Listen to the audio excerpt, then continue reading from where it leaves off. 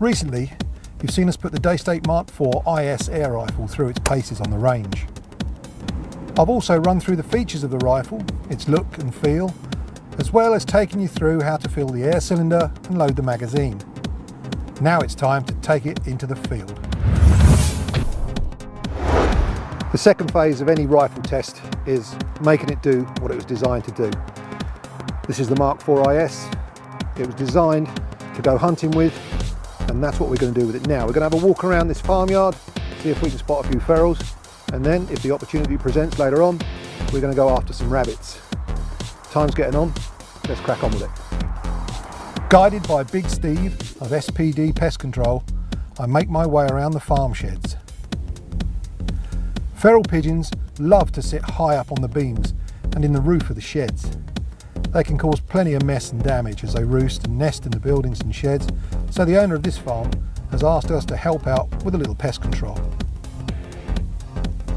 Unfortunately, the first building appears to be empty, so we move on. At the second building, I spot a pigeon in the rafters, but before I can get it in my sights, it's off. With these pigeons being so skittish, this may not be easy. A little further into the shed, and as soon as I spot a bird, it's off. But it hasn't flown far. As it lands on the roof beam, halfway down the shed, I get it in my sights. It drops on the spot. That's the first one down. Clean headshot. Not a very clean pigeon at the moment.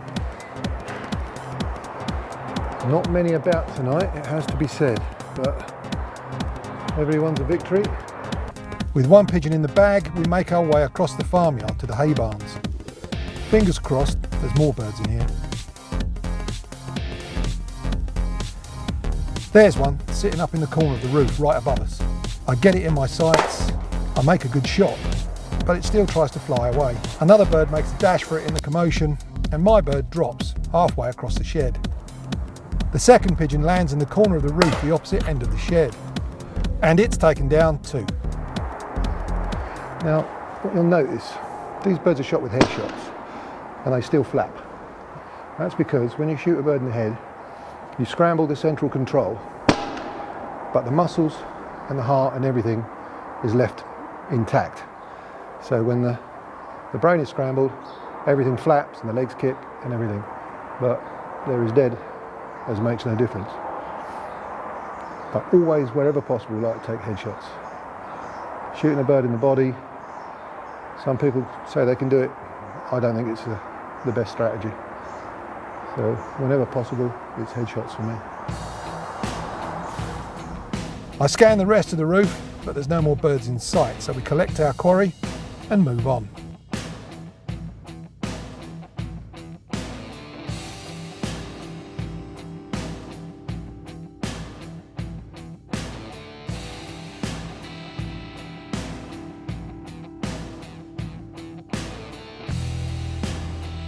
I scan the beams of the next shed, but with it being so dark up in those nooks and crannies, these pigeons aren't easy to spot.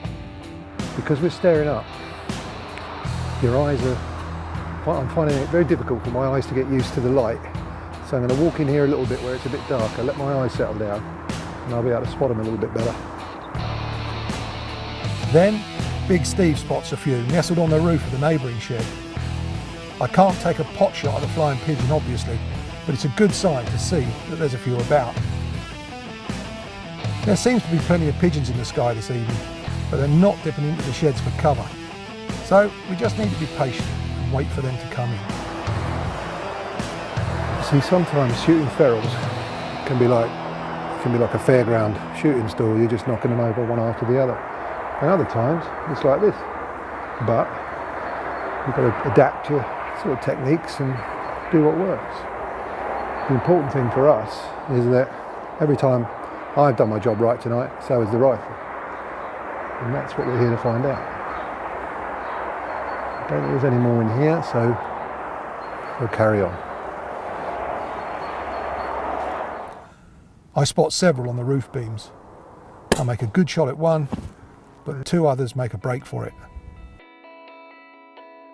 We head up onto the straw bales in order to get a better look at the roof. While we're waiting for some more customers, I'll very quietly give you my impressions.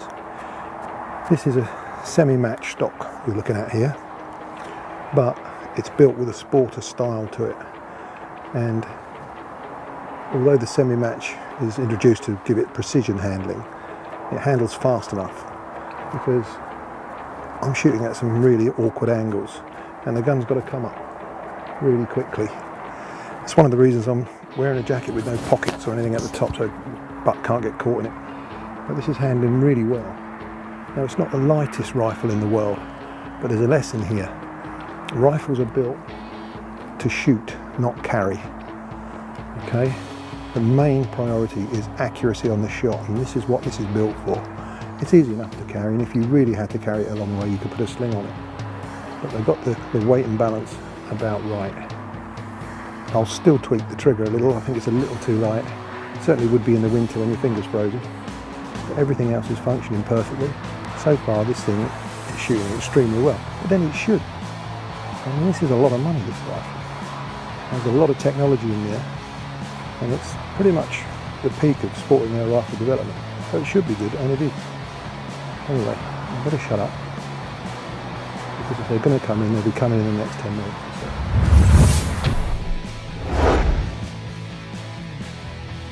Big Steve spots one in the roof. Although it's pretty dark and I'm struggling to see it, it's still a good shot, and it drops on the spot. As we head down off the bales, we find the last pigeon right there on the ground where it dropped. Managing to build a collection of quarry now, we move on. Right, we're ready for the second circuit of the farm now. We're doing okay. We got 5, we picked up 4. A couple maybe I should have dropped that I didn't, but it is fairly tough in there. It's not as easy as I thought it would be. Seeing them is quite tough because you're looking up toward the sky and it shuts your pupils down a bit. But I've got Stephen as a guide. He knows where they should be. So we just stand around, let our eyes get used to it, and generally one of us will spot them. So we're going to do another tour before it gets too dark. Let's see what we can pick up then. You ready, Steve?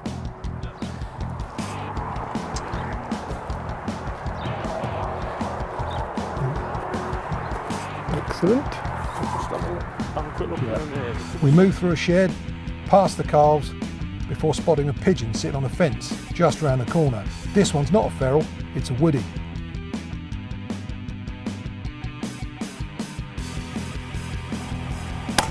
And it's down. There's a second a few yards away. That's down too. Yep, that's a woody win double, that. 2, isn't it? Yeah, 2 on that. Now there's a third feeding on the ground in the field. I'm going for the hat trick, and I got it. The angle of the camera here makes this shot look trickier than it is. Yes, there are cows ahead of my point of fire, but they're at least 15 feet each side of the pigeon I'm aiming at, and I am totally confident that this is a safe shot. If you're not confident, don't take it. Safety first, always.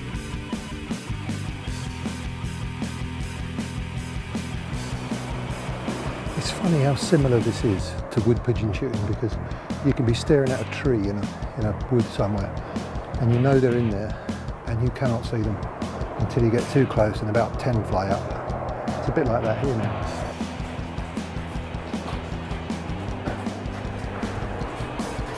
As we move through the cowshed, we give the locals a bit of a fright.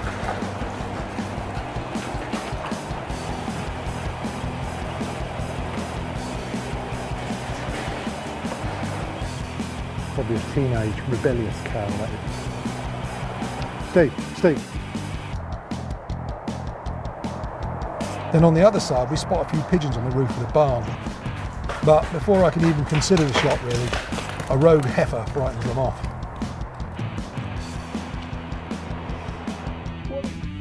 So we move on. In the next shed, there's several pigeons tucked into the corner of the roof. With a little bit of light, plus the night vision, they become a lot easier to see. The second is taken where it sits, but it doesn't drop, it's wedged into the roof. Never mind, We'll get him later. A third pigeon is taken down, but it does manage to flap out of the barn and crash lands in the yard. He was stone dead when we walked up to him. As we take stock of the night's haul, I think it's time to have a think about the performance of the rifle. Right, well, that was most enjoyable.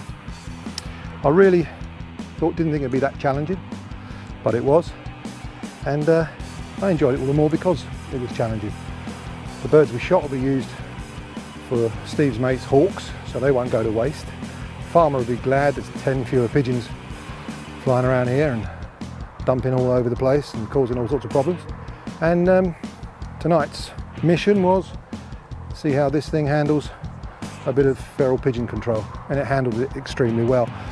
Most shots were high at an angle, a couple of luxury rested ones on the wood pigeons. That was nice.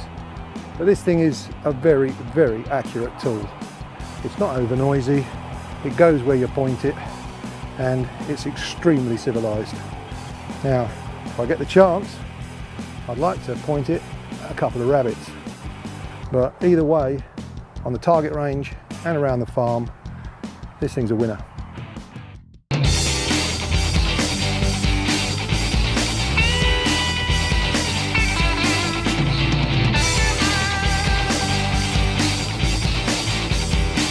Subscribe to Team Wild TV for the best hunting, airgun, deer and bow hunting videos on YouTube.